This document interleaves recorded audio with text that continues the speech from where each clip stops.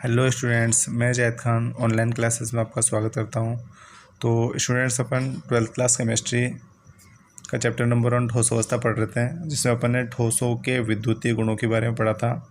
तो चालकता परास के आधार पर अपन ने ठोस पदार्थों को 3 भागों में बांटा था: चालक, अर्धचालक और अचालक।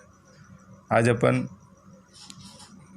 ठोस पदार्थों में विद्युत धारा के चालन को संयोजकता बैंड सिद्धांत के आधार पर समझाएंगे।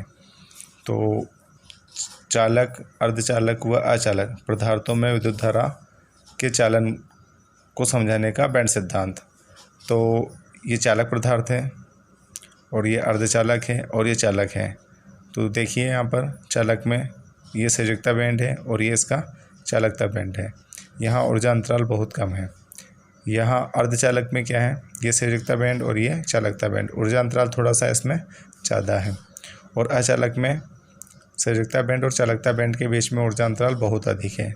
तो चालक पदार्थ में क्या होता है कि सामान्य ताप पर ही इलेक्ट्रॉन जो है वो संयोजकता बैंड से चालकता बैंड में चले जाते हैं, तो इनमें विद्युत का चालन आसानी से हो जाता है।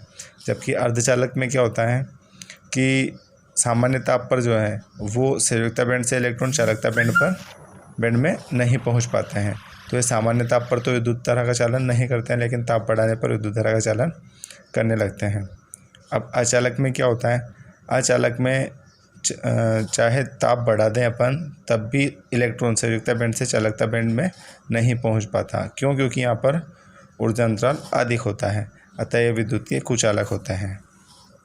तो चालक पदार्थों में संयोजकता बैंड व चालकता बैंड के बीच ऊर्जा अंतराल बहुत कम होता है, अतः इनमें संयोजकता बैंड और चालकता बैंड में अतिव्यापन हो जाता है और इलेक्ट्रॉन सरलता से संयोजकता बैंड से चालकता बैंड में चले जाते हैं। अतः चालक पदार्थों में कम ताप पर भी विद्युत धारा का चालन होता है, जबकि अर्धचालक पदार्थों में संयोजकता बैंड व चालकता बैंड के बीच ऊर्जा अंतराल चालकों की अपेक्षा अधिक होता है। अतः ये कम ताप पर तो विद्युत का चालन नहीं करते हैं, लेकिन ताप बढ़ाने पर विद्युत धारा का चालन, सामान्य ताप पर तो विद्युत धारा का चालन नहीं करते हैं, लेकिन ताप बढ़ाने पर इनके इलेक्ट्रॉन संयोजकता बैंड से चालकता बैंड में चले जाते हैं। इसलिए अर्धचालकों में विद्युत धारा का चालन होने लगता है।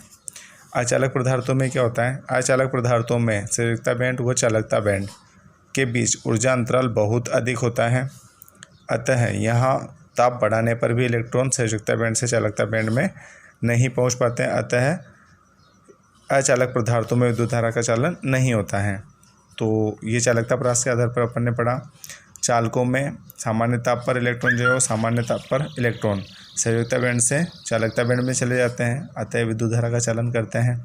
अर्धचालक में क्या होता है, सामान्य ताप पर तो विद्युत धारा का चालन नहीं करते हैं, लेकिन ताप बढ़ाने पर इलेक्ट्रॉन संयोजकता बैंड से चालकता बैंड में चले जाते हैं, अतः विद्युत धारा का चालन होता है।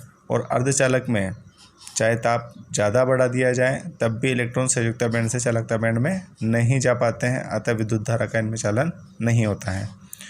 तो अब अगला टॉपिक देखते हैं अपन, अर्धचालक। तो अर्धचालक कहते कैसे हैं, तो ऐसे पदार्थ जो सामान्य ताप पर तो विद्युत धारा का चालन नहीं करते हैं, लेकिन ताप बढ़ाने पर विद्युत धारा का चालन करने लगते हैं, अर्धचालक कहलाते हैं। अब अर्धचालक जो हैं वो 2 प्रकार के होते हैं। पहला है नेज या शुद्ध अर्धचालक और दूसरा है अशुद्ध, डोपिंग या अपद्रवी अर्धचालक। सबसे पहले देखते हैं अपन नेज अर्धचालक के बारे में। तो इस प्रकार के अर्धचालक 0 डिग्री केल्विन ताप पर तो अचालक के समान व्यवहार करते हैं, लेकिन ताप बढ़ा दिया जाए तो इनके सहसंयोजक बंध टूट जाते हैं और इनमें विद्युत धारा का चालन होने लगता है।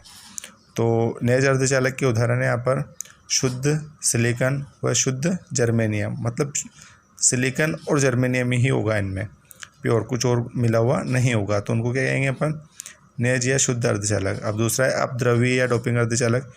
तो इन पदार्थों की सामान्य अवस्था में तो विद्युत धारा का चालन कम होता है, लेकिन इनमें बाहर से किसी तत्व की अशुद्धि मिला दी जाए तो इनकी चालकता का मान बढ़ जाता है। यहाँ अशुद्धि के रूप में मिलाए जाने वाला तत्व आवर्त सारणी में समीप के किसी समूह का होता है। अब जो अपद्रव्य अर्धचालक है ये दो प्रकार के होते हैं, एन प्रकार के अर्धचालक और पी प्रकार के अर्धचालक। तो स्टूडेंट्स, अर्धचालक एन प्रकार के और पी प्रकार के अर्धचालकों के बारे में अपन नेक्स्ट क्लास में देखेंगे। तब तक के लिए धन्यवाद।